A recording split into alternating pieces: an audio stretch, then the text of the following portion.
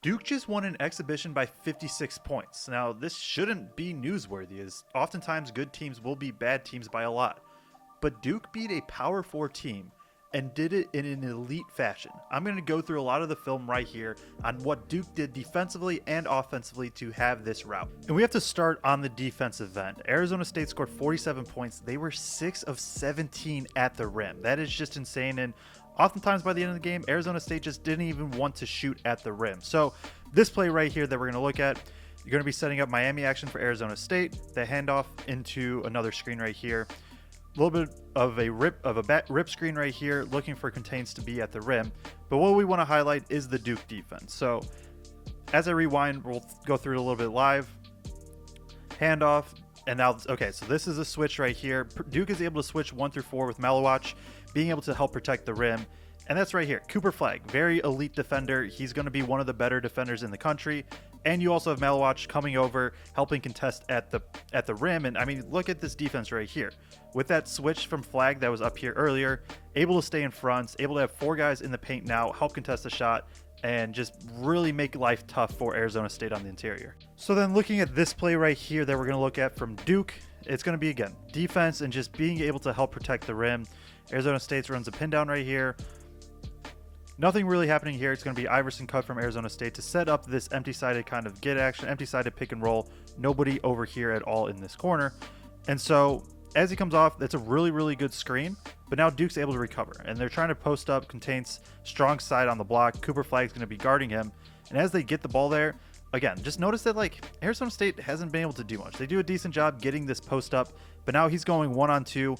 Going to force a really tough shot, and Malawach is there just to easily block it and force the shot clock violation. This play right here is a great example of Arizona State just not wanting to even shoot at the rim. So there's going to be a handoff right here, re-screen. Duke's going to be in a drop with Malawach right here. And so not right there, like this could potentially be a layup. He has him beat right here. He has Proctor beat. He probably has the ability to even maybe do a reverse layup, try to use the rim as protection. And he doesn't. So now he's going to pull out. Nunez is going to kick it out. And now they're going to flow into another pick and roll right here. And again, so you're going to notice a couple things. Right here, Duke sends a lot of help. They also are able to switch a lot if needed, which allows them to be a little bit more aggressive in their help coverage. Now watch again in that drop coverage. So now kick ahead. And as he drives, again, this is... Now I think Nunez loses a shoe, which does play a little bit of obviously a part in this, not a little part. But even here... Even as he picks up the ball here, he is looking to pass. And so now, bad pass, Duke's able to get it, and now they're able to run the other way. Another example here of Arizona State just not being able to really produce anything against this tough Duke perimeter defense. They're going to eventually set up a screen up top for Mason right here. Now, this could be a switch, and Duke switches a lot, and the switching that they have is going to be really, really fun to watch and monitor this year.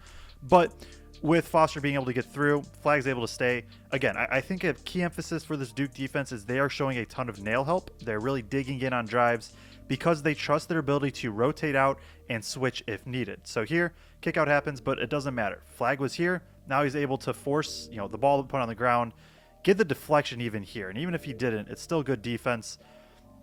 Now Arizona State with 5 seconds left, really nowhere to go again. Look, help here on the drives. There's a lot of help. And then you have Malawach kind of patrolling the paint in the middle. And now Arizona State just has to heave something up as the shot clock expires. It's only an exhibition. I think the main takeaway is the defensive upside for this Duke squad, but they put up 103 points, and that can't be ignored either. So we're going to start with the first play of the game because I think it's a really fun set that they ran. You're going to see this pin down right here for Cooper Flagg to come up and get the ball. Immediately followed by a back screen for Foster, and this is just going to set up motion strong. And we're going to talk about that in the next play as well. Essentially, it's just a staggered pin down on this weak side. And so this is Knuppel allowing him to come off of this. And now this is where, having Malawach being able to roll to the rim is just so elite because Knuppel is drawing 2 defenders. There isn't going to be a weak side tagger. It's going to be late. So now they can just throw up the lob and let him finish it at the rim, and that's just going to be an elite set. So we're going to look at this pretty much very similar set. It's going to be the same concept of motion strong. This time Duke's starting out in more of a 77 action, which is just a double screen up at the top of the key. Again, they're going to flow into this motion strong, which is a stagger pin down for the weak side corner, allowing Knipple to just come off of this. And remember last time when the defender of Melwatch was up here and up at the level and that allowed the slip? Well, this is what happens when you stay back. Now Knipple is able to just catch. He's able to fire right away, this time getting the and 1-3, but it's going to be a fun set that I think Duke runs a ton of. Duke went 17 of 34 from 3 this game, and although maybe 50% on that high of volume isn't realistic throughout the year, I think the process in which they got their shots was really good, and that part is definitely sustainable. So you're going to see Foster directing traffic. This can be another kind of just double drag up top. Rescreen immediately, and now with Arizona State showing 2 on the ball, you're going to see Malik Brown here just be able to slip, and this is a really good going to be kick out as a short roller. This is, Mason Gillis in the corner, really good shooter. If his defender comes in like he does, Brown has to kick out, or if he stays, then Brown's just going to be able to score. Kick out, extra pass, and now Duke is just getting a wide open 3 that they're able to knock down. Just really good ball movement. This lineup right here is going to be Cooper Flag at the 5, and so what that could do and should do is a lot of 5-out spacing. You're going to see a high pick and roll right here. Quintain's for Arizona State going to be in a deeper drop coverage, and so as he drops back, Flag is going to pop out, and you can already start to see that Arizona State, they're very much helping at the rim, but they're going to be susceptible to kickouts. So now, all this takes is because Knoopel's in the corner in the weak side, his man is over here helping protect the rim as the low man. Once this pass happens, now Arizona State is going to be scrambling, and also just look how quickly Duke passes. 1, 2, 3 passes. Arizona State is late rotating. Now Duke's going to get a 3. They miss it. Still a good 3, but now you're going to see Mason Gillis. We'll rewind a sec. Mason Gillis right here. As the shot goes up, he crashes. Now he's going to get the board, and now Duke's going to get a second chance at a really good looking 3, and this one does fall. Towards the end of the game, I think Duke started definitely experimenting a bit and throwing different things. So they've shown that they can play drop coverage. They've shown that they could switch everything if they need to. And then right here, also we're just going to highlight, hey, a lot of nail help right here. On this screen with Brown, you're going to see him high hedge. And this, he maybe overshoots it a bit, and it could lead to trouble in different scenarios. But basically, Arizona State is now just rushed, and Arizona State had a ton of turnovers, and this is going to be another example of it because Arizona State's now rushed. Duke's able to read the pass. Now he's able to get it, go down, and have a really nice finish at the rim in transition.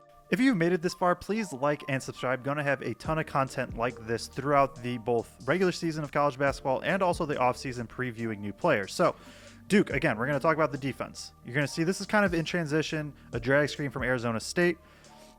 They're going to go under with Proctor right here. Nothing too crazy. Duke's able to now stay in front, close out this closeout, and again, just stay in front and not allow Arizona State to get anything. Kick out. They bite on the pump fake, but now, again, Evans is able to just kind of stay in front and force another kick out, and that's the common theme. Just Arizona State is not able to do anything, and now they force up a really contested 3, and that was just kind of the theme of the night for them.